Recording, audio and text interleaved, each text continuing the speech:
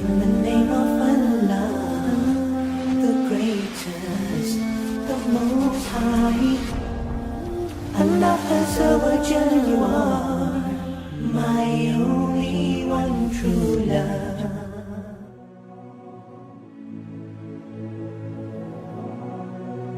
There was a young man who came to the Prophet ﷺ complaining to the Messenger ﷺ. He said to him, Ya Rasulullah, my father takes my money. He always asks me for money. Rasul ﷺ said, well, call your father. He went to call his father. Jibreel alayhi salam came to the Prophet ﷺ in that time.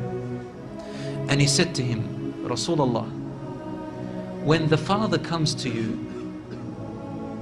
ask him, what were you saying in secret on your way here? Father was muttering something which his son couldn't hear. He said, ask him what he was saying.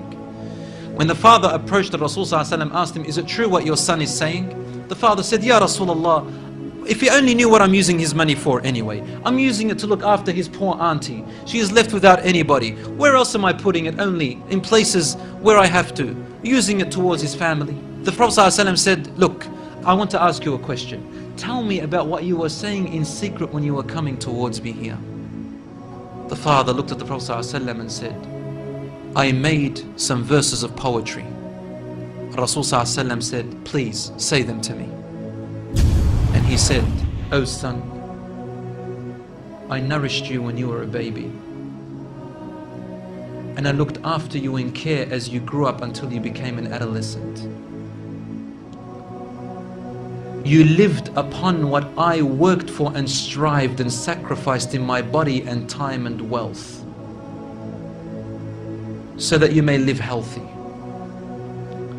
Whenever a night passed you, when you were sick or ill or coughed, I was the first to be up, carrying you and looking upon you with my heart, afraid if an atom or a little breeze would harm you in any way.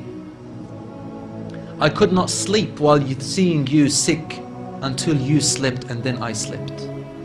He said, when I ceased to see you sick, it was as if I was the one who was sick and ill, and so my eyes would always overwhelm with tears, but you never knew.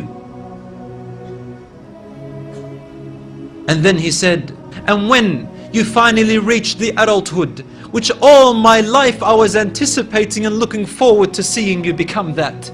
I mean, this is all he's doing, right? He's raising him, waiting for the day he's going to get married, the day when he will get his qualifications and finish, the day when he will get his skill, the day when he can stand on his feet, the day when he will rejoice, until you reach the day when I have all my life anticipated in my heart to see you reach and rejoice.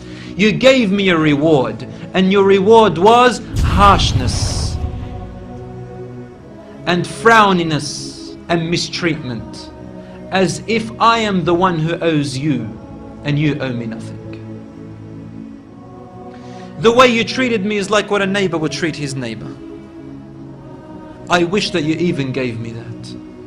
Al-Rasul ﷺ, he looked up at the father, and the father looked at him, and the Prophet ﷺ's beard was soaked with tears. From his emotion, Al-Rasul ﷺ grabbed the boy from his chest. He shook him and said to him, you and everything you own belongs to your father. This hadith is narrated in Ibn Majah. Today we see children taking their own parents to court because they took their house or their property. Allahu Akbar.